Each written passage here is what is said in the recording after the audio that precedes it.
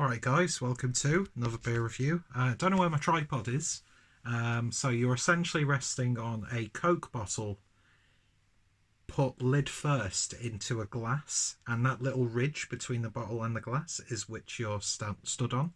So if I get a notification or just all of a sudden whatever, you might descend into the abyss on the floor, and therefore I'll have to reshoot. But no, I won't, because I'm a lazy bastard, as most of you guys know.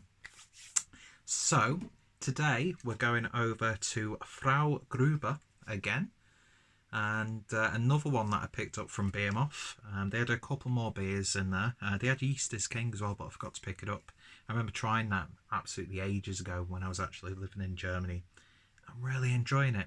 And the other ones that I've had from FrauGruber have just been fantastic. In fact, I can never remember the name of it, but their double IPA, which unfortunately wasn't available, it's got the sort of like 80s artwork.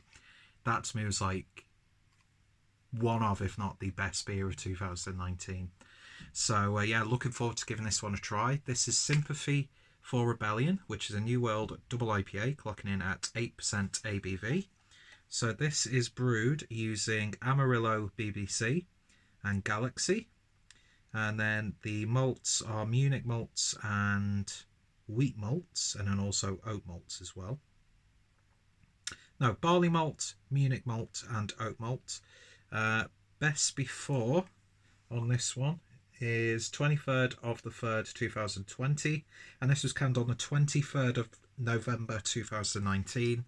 So we're on January the 8th right now, so nearly a month and a week old, I'd say, if my maths is correct, which it probably isn't. But yeah, lovely artwork on this. So I think with it being in a can, it shouldn't be too... I don't think there's going to be any sort of stale tones at all, because canning does wonders for beer. So let's see what we get with this one, and once again, FrauGruber knocking it out of the park with the appearance. It's a little bit darker on camera than in real life. It's got sort of like a lovely peach compote with mango puree vibe about it, and freshly squeezed clementines. And yeah, nothing's getting through that at all. It looks chunky, doesn't it? And the beer poured about 2 things worth of a white, creamy head. So let's see what we get on the nose. Ooh. Oh, do you know what? That's got like a sort of, a fruit honey. Yeah, it's got like that honey-like sweetness.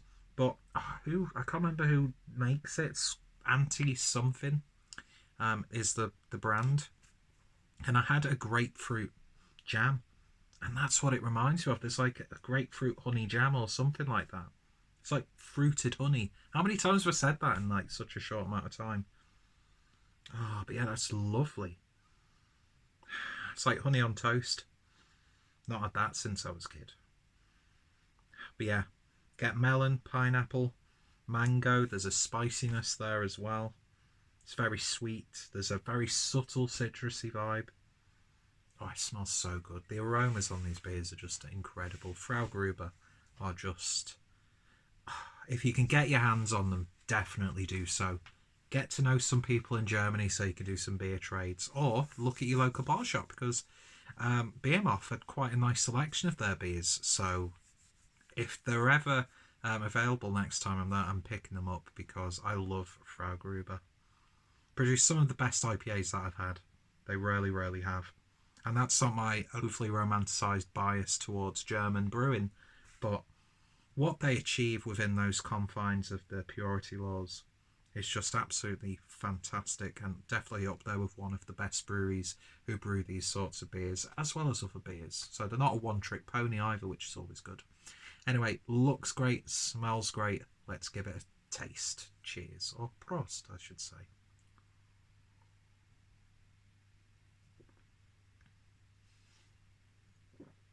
It's soft and creamy.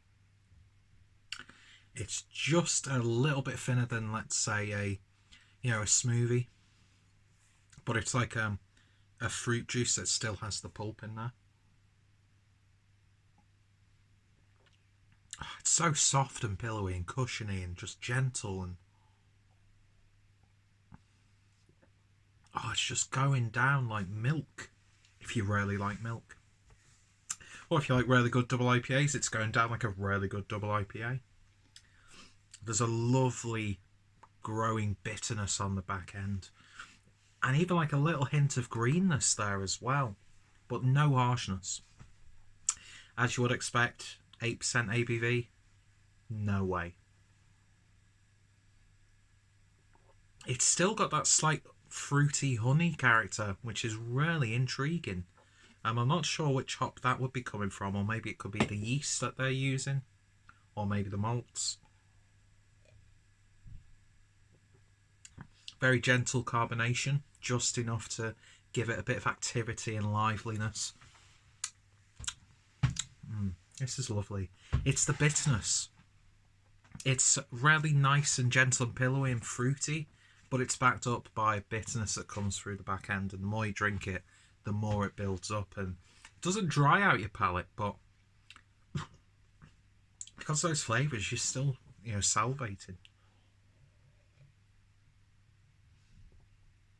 There's maybe a fresh sort of parsley leaf about it also. A little bit of pepperiness. And there's something distinctly German about it. Now that's going to sound absolutely bullshit. I can't back it up with any sort of data or facts, but because a lot of my channel in the early years was dedicated to the burgeoning German craft scene, and a lot of them had the really sort of distinct flavour to them, especially the old school sort of like West Coast IPAs and pale ales, which were very popular in Germany. And I don't know, it could be the water quality or something like that. There's just something distinctly German about this. And it's more so in this one than some of the other ones that I've had recently. But yeah, this is damn fine. This really is so nice. Melony, loads of melon sort of character, I'd say. I mean, don't get me wrong, that other one that I had last year, definitely my favourite from what FrauGruber's done. This, still an absolute banger. It's the mouthfeel. They've absolutely nailed it. Could these be the German equivalent to Other Half? Or the German equivalent to whatever you hold the highest brewery in regard to? But yeah, definitely giving, the well-established, behemoths in this field a run for their money. And definitely some of the best IPAs that I've had from Europe have come from this brewery. Just wish we could get a bit more First Veer Check, because I love them as well. You could put this up with any Cloudwater, Verdant, Dare, that sort of thing. Not that you want to compare, because you want these breweries to produce just beers like this all the time, and the camaraderie and the community. Yeah, just fantastic. Lovely, lovely stuff. In terms of a rating, I'm going to give that one a 9 out of 10. If it had a bit more vibrancy on the hops, then it would probably get that 10 out of 10, but that's just personal preference. You could drink this and absolutely blow your mind. It's blown my mind. It's one of those beers you have to check out. So yeah, I've got a few reviews now from FrauGruber on the channel, so go check them out.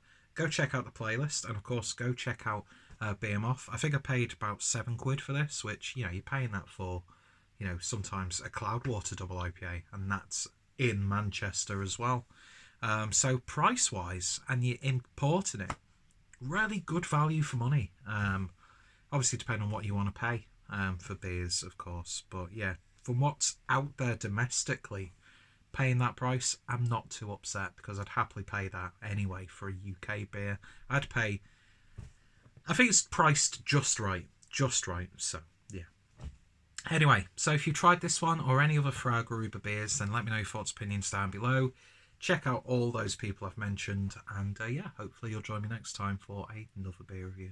Thank you guys for watching, and I shall hopefully see you all later. Cheers. Clumsy wink then. And I didn't even turn it off the first time.